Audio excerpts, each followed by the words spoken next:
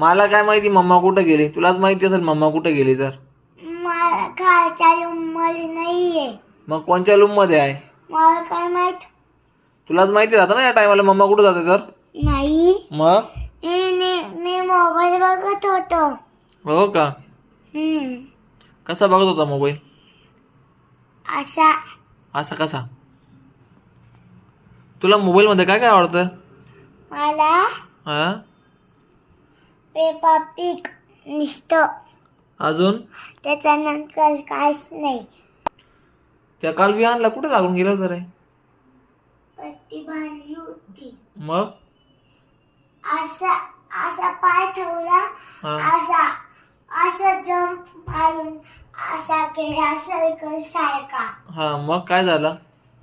त्याच्यानंतर पट्टी बांधली डॉक्टर. असं ते